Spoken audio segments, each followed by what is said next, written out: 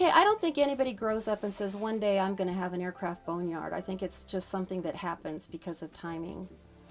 And there was a fleet of 21 Convair 880s that were parked at the Mojave Desert in the early 70s. And they were parked here because they weren't quite an obsolete airplane, but there were a limited number of them. And they were parked in Mojave because the air is dry and the dirt is cheap.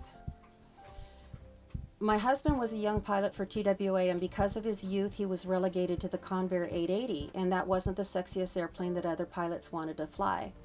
Because of his youth as a pilot with TWA at 20, he gained a lot of hours on this particular aircraft, and that took me out of Santa Barbara to Mojave, California.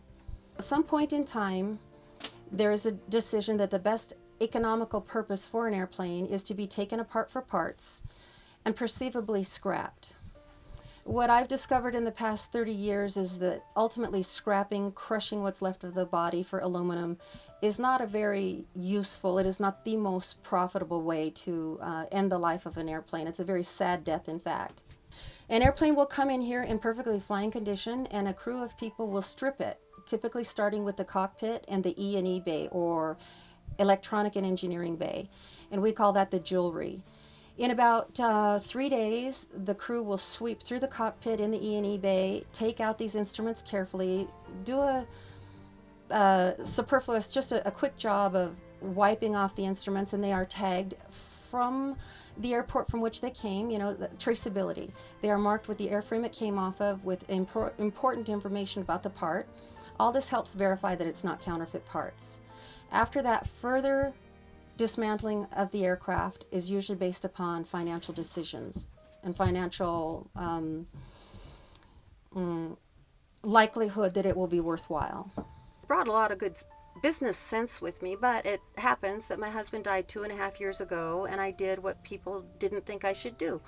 The advice across the board was pick up your toys and leave this sandbox. And I thought, no. And against all odds, I found a way to survive. It turns out I had a pretty good reputation in the flying industry. I was also able to pick up and continue the film business that we had conducted for a number of decades. One of the things I did when I wasn't positive I could survive is I bent over and I picked up 32 pounds of scrap over 2 years right out of the desert floor that came as a byproduct of previous dismantling activities.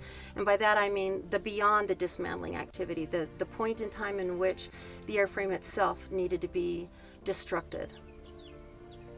Final destruction occurs sometimes a couple of ways. The most common way these days that a person might see on a Discovery Channel is they use an excavator or a claw.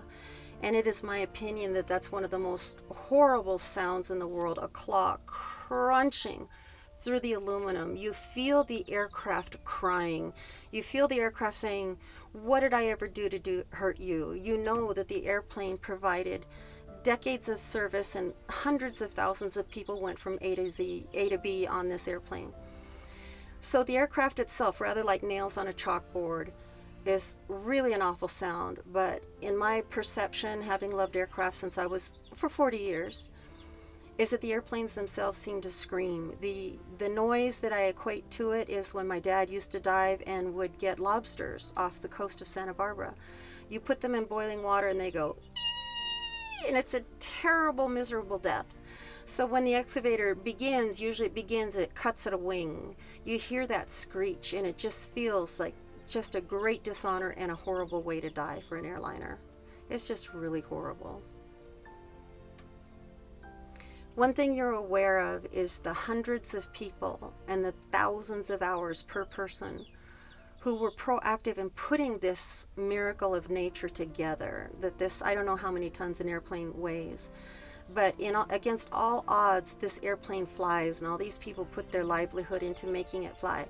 And then at some point, if it does come to being scrapped, it seems a very undignified way to go. It's just very painful, actually. I don't like to see it happen.